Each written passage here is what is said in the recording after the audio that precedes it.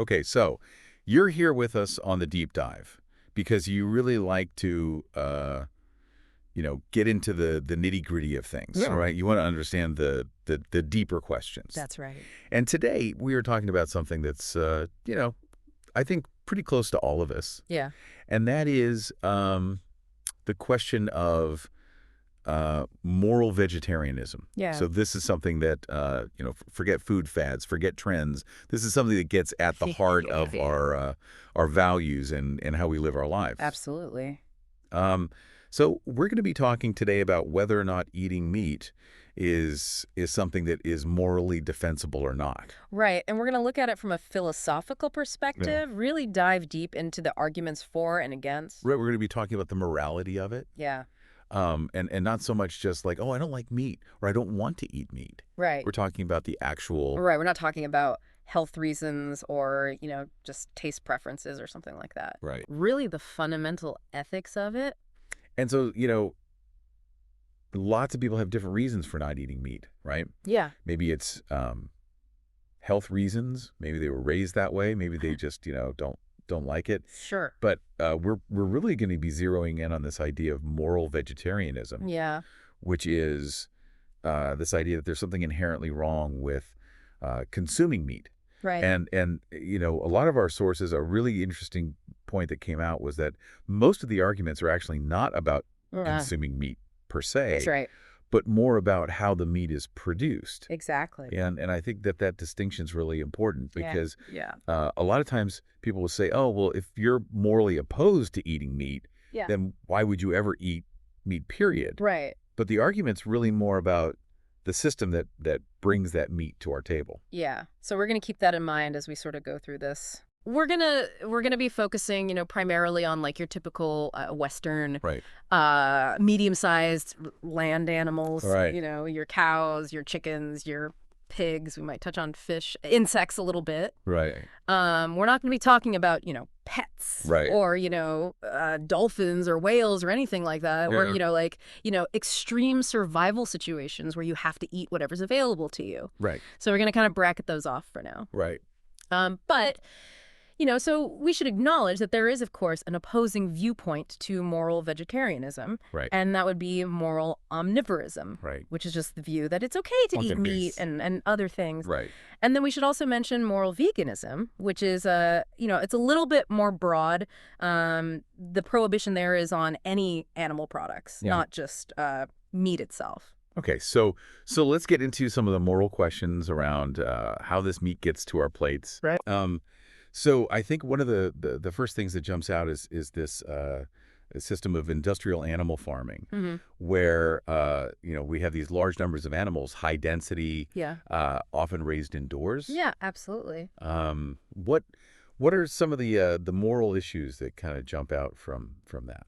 Well, I mean, so the reason this system exists is primarily economic, right? Right. It's a very efficient way to produce large amounts of meat at a relatively low cost. Right. And so you have, economies of scale, you have, protection from weather and predators, all these kinds of things that make it a really kind of successful system in a certain sense. Right. But with that efficiency come a lot of moral dilemmas. Right. So, one is just the sheer volume of waste that's produced. Right. So this contributes to greenhouse gas emissions. Estimates are sort of all over the place, 6 to 32%, depending on how you're calculating it. Right. And what you're taking into account, whether you're taking into account deforestation for feed or not, and then you also have water and soil contamination. Right. From all this waste. It seems incredibly inefficient too, right? Like from a resource perspective, we're growing crops to feed animals. Yeah. And then we're eating the animals. So it's like a multi-step process that seems to just kind of fly in the face of any kind of resource conservation. Yeah, it takes a lot more resources and it generates a lot more emissions than just directly eating the plants. Right. So that's one big issue. Right. And then we have the animal welfare concerns, right? Yeah. These animals they're packed in so tightly they can't really engage in their natural behaviors. Yeah, pigs can't root, chickens can't dust bathe. Right. These kinds of things that are essential to their well-being. Right. And this leads to stress, and this leads to antisocial behaviors like tail biting and pecking. Right, right. And so to manage those kinds of things, the industry will often resort to things like tail docking and beak trimming, Right. often without anesthetic. It's a pretty grim picture that's Yeah. being painted. Yeah. And then on top of all of that, Yeah. you have this, we're breeding these animals to grow Right.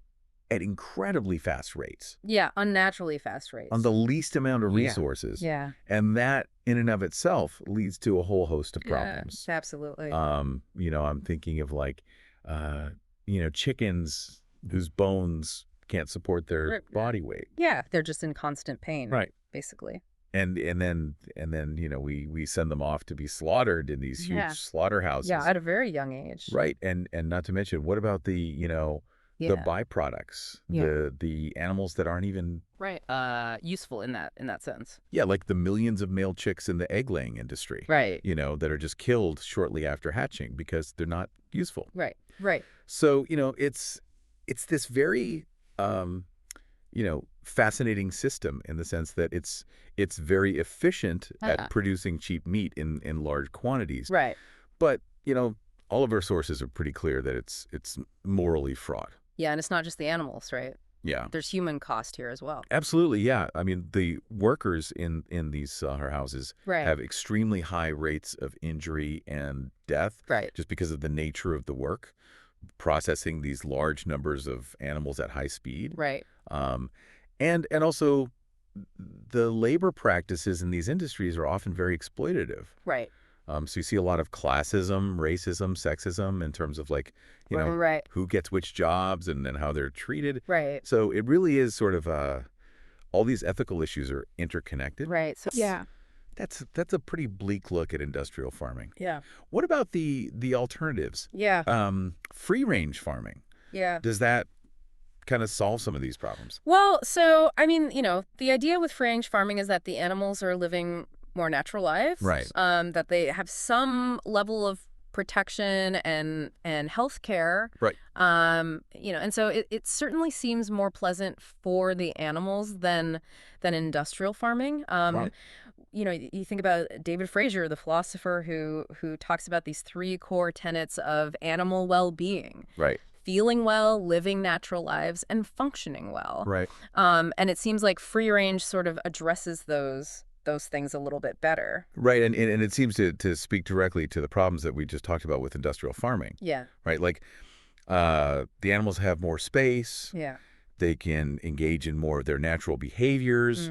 They hopefully experience less chronic stress. And then a lot of the mutilations might not be necessary if it's well managed. Yeah, absolutely. So it mitigates some of those harms for sure. But it's not a perfect system, is it? No, I mean, the animals are more vulnerable to predators. They're more vulnerable to harsh weather. Right.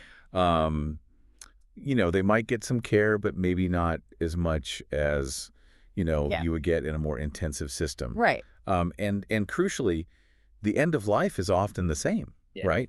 It's early death, and it's often in the same large-scale slaughterhouses that you see with industrial farming. So while the quality of life may be better, we're still left with these kind of fundamental questions about control and taking of life. Exactly. What about hunting? Where does that fit into this? Yeah, so hunting presents a different set of ethical considerations. Right. I mean, ideally the animal would be killed quickly and painlessly. Right. But, the reality is that often there are painful non-lethal wounds. Right. There's chasing involved, there's suffering before death. Right. And also, in a lot of modern Western contexts, hunting is primarily a recreational activity. Right. Or, it's for non-essential food. Right. It's not about subsistence. Yeah. Really. It's more about sport. Yeah. Exactly. So when we look at these different ways of obtaining meat, what are some of the moral arguments that philosophers have raised against them? Well, I mean, so the basic kind of structure of these arguments is if X is wrong, right, and meat production method Y involves X. Right. The meat production method Y is wrong. Right. So the question is, what is that X? Yeah. What is the thing that's morally problematic? Right. And so it could be causing unnecessary suffering.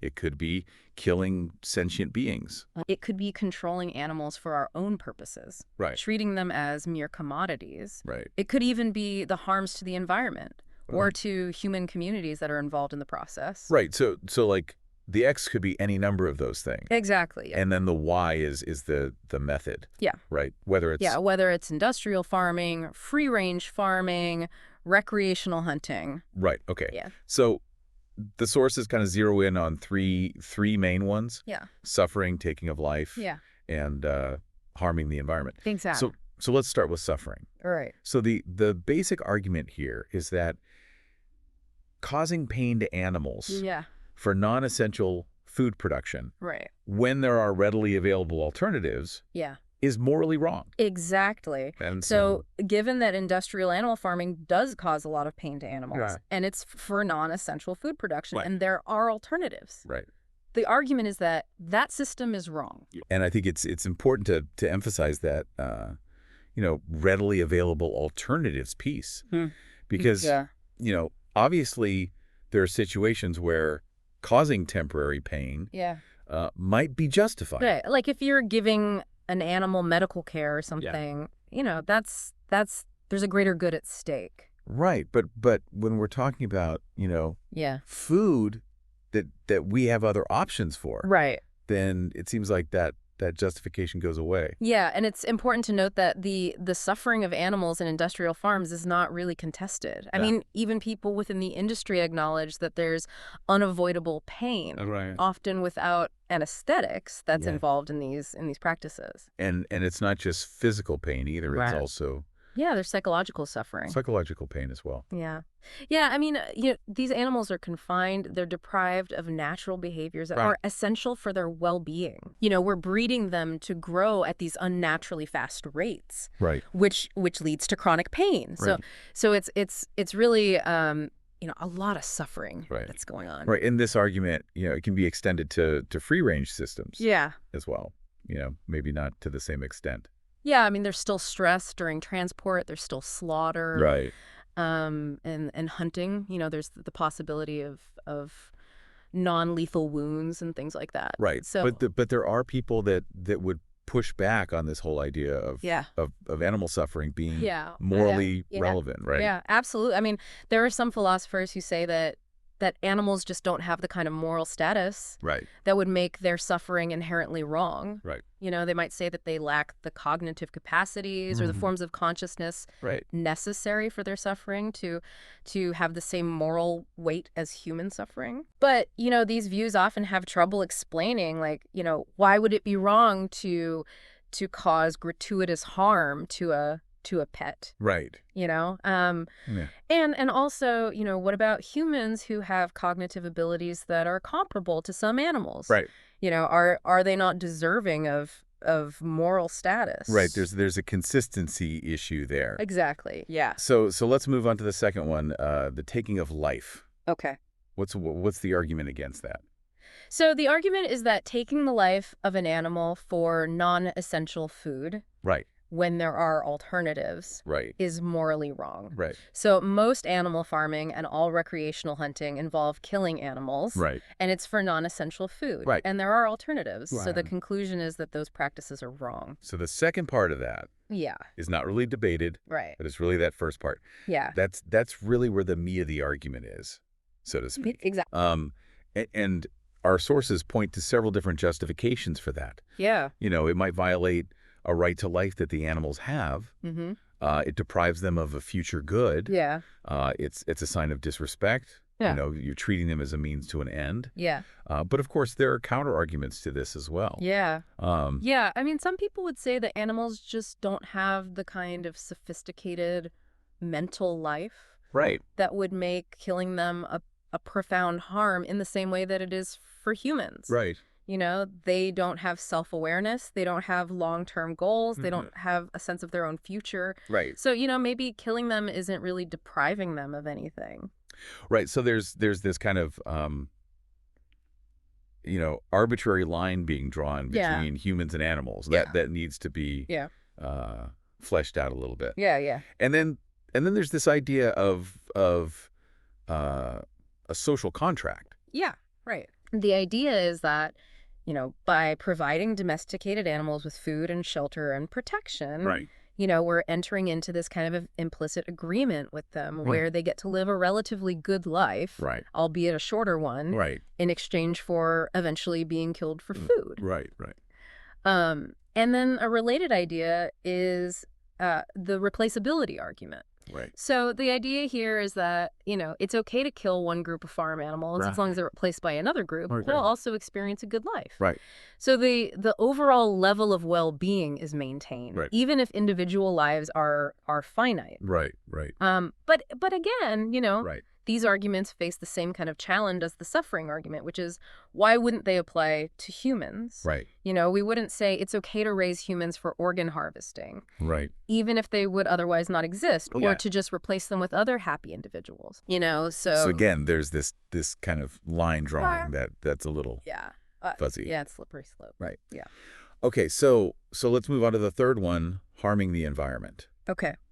So what's the argument there? So the argument is that causing egregious harm to the environment Right. for the purpose of producing non-essential food Right. when there are sustainable alternatives available Right. is morally wrong. Right. So given that industrial animal agriculture does cause a lot of environmental damage, Right. deforestation, greenhouse gas emissions, pollution of air and water, Right. depletion of natural resources, Right.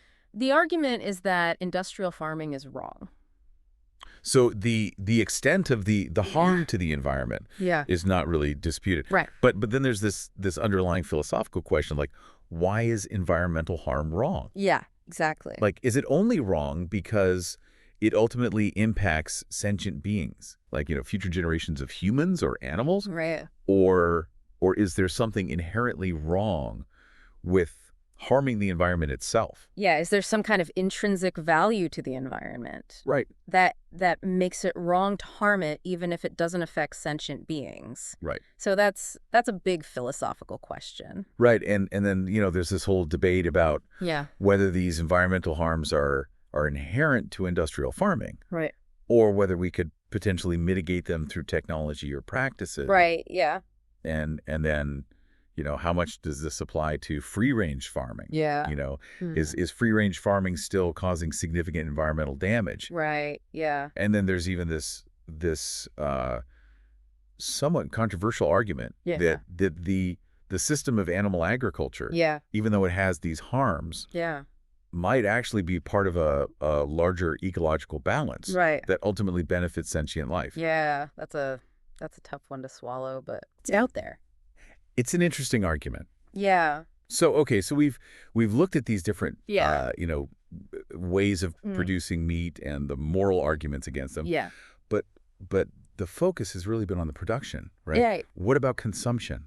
Yeah. Like, what's the link there? Right. That's the key question. Right. If it's wrong to produce it, Yeah. why is it wrong to consume it? Yeah, and that link isn't always explicitly made in these classic texts, like Peter Singer or Tom Reagan. They focus a lot on the production, but they don't always really spell out why consumption would be wrong.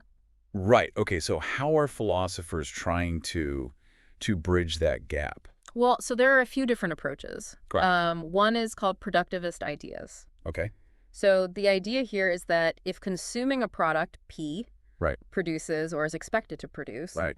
wrong production cue, Right. then consuming P is wrong. So the idea is that, if I eat meat, that's going to lead to more meat being produced, Right. especially if I buy meat. Right. And so if the production is wrong, Right. then my consumption is wrong. Okay, so it's this kind of like supply and demand Yeah, exactly. kind of argument. Yeah. But there are some tricky cases here. Yeah. Right. Yeah, absolutely. I mean, what if you pay rent to a landlord Right. who happens to use some of that money to buy factory farmed meat? Right. Are you responsible for that? Right. Or what if you're a vegetarian Right. and you eat at a restaurant that also serves meat? Right. You're contributing to their revenue, Right. some of which might go towards buying meat. So, how do How do we sort that out? Right. And then another big objection to these productivist arguments is that Sure. in a large-scale industry like this, Right. one individual consumer's decision to abstain from meat is probably not going to have any impact on production. Right. It's that drop in the bucket. Yeah, exactly. It's the drop in the bucket argument. Right. You know, and our sources talk about this thought experiment called the chef in shackles. Right. So the idea is, imagine you go to a restaurant Right. and the chef is enslaved. Right. But your patronage of the restaurant doesn't actually affect their enslavement or the restaurant's operation at all. Right. So is it wrong for you to eat there? Right. You're benefiting from an injustice, Right.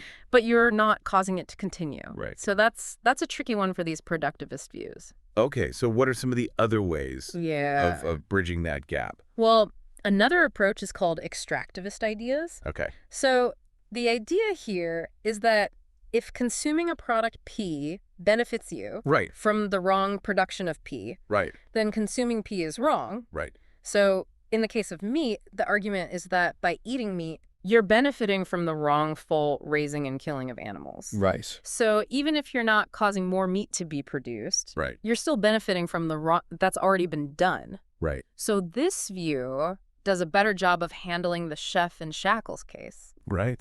Because even though you're not prolonging the chef's enslavement, Right. you're still benefiting from it. Right. But there's this other thought experiment that our sources bring up called the terror love case, Right. which is a little bit harder for this view to handle. Okay. So the idea is, imagine two people Right. who survive a terrorist attack and then they fall in love. Right. So they've benefited in a very profound way Right. from this horrific act of wrongdoing. Right. But it seems kind of strange to say that their love is therefore morally tainted. Right. Right. So this suggests that just benefiting from wrongdoing Right. isn't always enough to make the benefit wrong. Okay, so what's another way to Yeah. bridge that gap? Well, a third approach is called participatory ideas. Okay.